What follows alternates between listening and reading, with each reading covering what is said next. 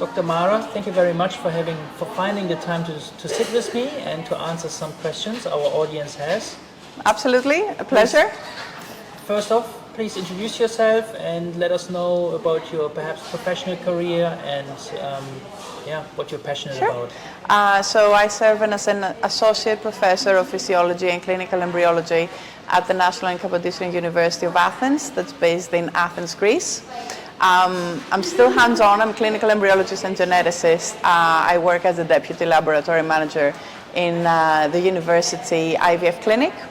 I'm very passionate about clinical embryology education, so I'm the academic and scientific director of an international course called the Advanced Course in Clinical Embryology. I teach at a lot of masters. I have great respect for all the wonderful, huge scientific societies that do a lot of work with regards to recommendations and all that, such as ESHRE and ASRM, and I try and help as much as I can in that respect. And my main mission is to help the couples just go through their very personal reproductive journey. Wow. And you also happen to be an assessor for Timos International. Absolutely. How did this come about? I love that.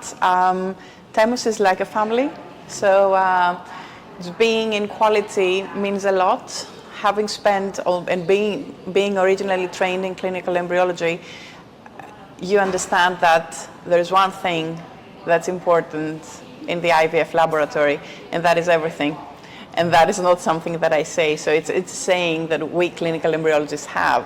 So it's really important to pay close attention to every single thing, monitor every single thing, and there's no way you can progress without actually investing in quality in that respect.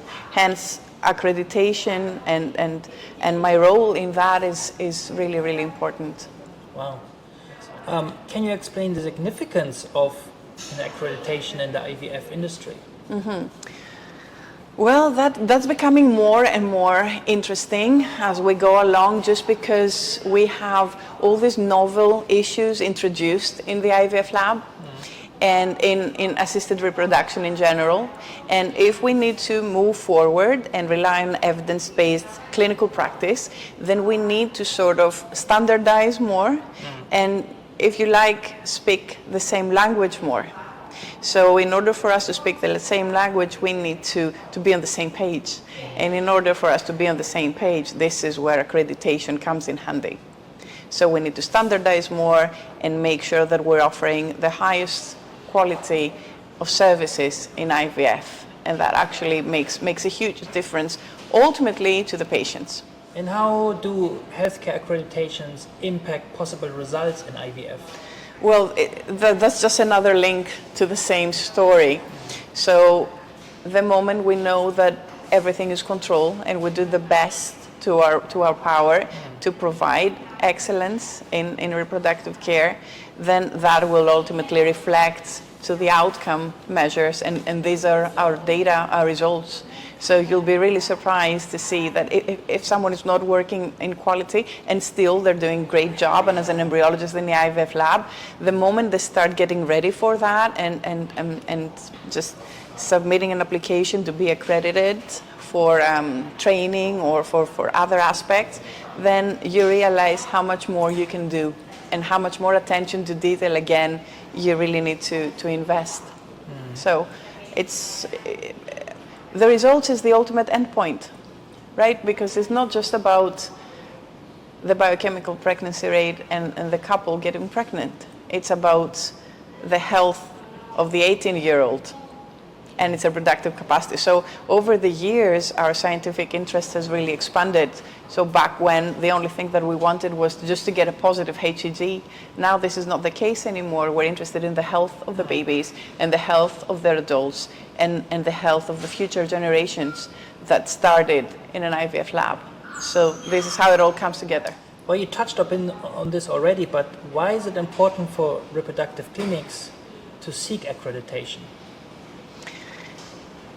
Again, I think just going through the process and actually being friends now with all the wonderful colleagues that we worked on the assessments, you realize that starting to get ready for an accreditation, it brings you in contact with all the things that you couldn't even think of.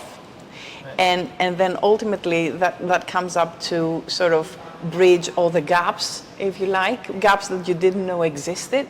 But quality helps in that respect, so it sort of connects everything together. And then if there's something missing that maybe you didn't know or you had no idea about, then you find that missing piece of the puzzle, and then it certainly all makes sense and it comes into focus. So I think accreditation basically brings IVF into focus. Right.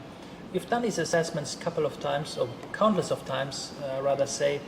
What are the usual challenges you come across when IVF clinics go through this process? That's a wonderful question, and I'm sure that everyone who's maybe considering applying for accreditation have in their minds, like, what will the challenges be?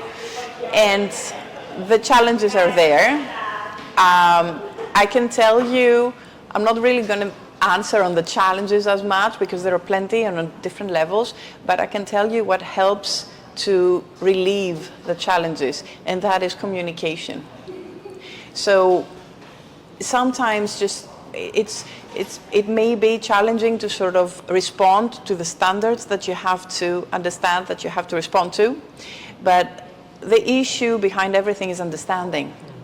And the accreditation body on the other side will be there to sort of answer all that and help bridge this gap in communication if there is one. So I think communicating with the accreditation bodies is what makes all the difference. And Temos is always there to answer these questions. So there.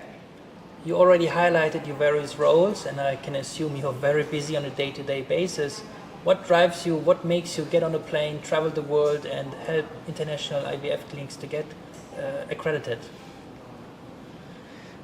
I think, first of all, I love what I do.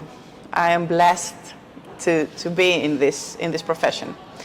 And in that respect, I think I have a responsibility also from an academic perspective, because as I said before, I'm really passionate about education and moving the field forward, because one of the issues that we're facing in IVF is discrepancies in practice, inconsistencies in practice, and moving further away from evidence-based practice, which is the goal. So I really want to do everything I can in my power to sort of bridge that. So the answer to that is help a clinic actually reach its full potential. I'm really invested in that. And also, it's a new experience every time. It's wonderful. And you see that in conference like in ESHRE now, you meet friends and colleagues and people that you've assessed over the years. And it's just wonderful to come up and say hello and how the clinic is doing. And it's not that many people are in the IVF. Small community. Exactly. So it's just wonderful to get all together and just be as a family and share expertise and the love for what we do.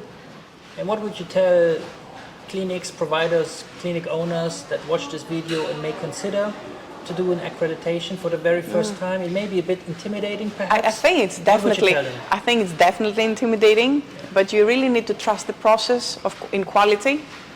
And it's so important to find the route to move forward and get to the other side where you can actually look back and look at your mistakes or inadequacies, if you like. And these are everywhere. No one is perfect. There's always room for improvement. And I think at the end of the day, I think the feeling that I get after the accreditations is that the professionals take pride in what they have done for themselves as professionals and for the clinic where they're working. Dr. Maro, thank you very much for your time. This was Pleasure. very insightful. Thank you so much for having me.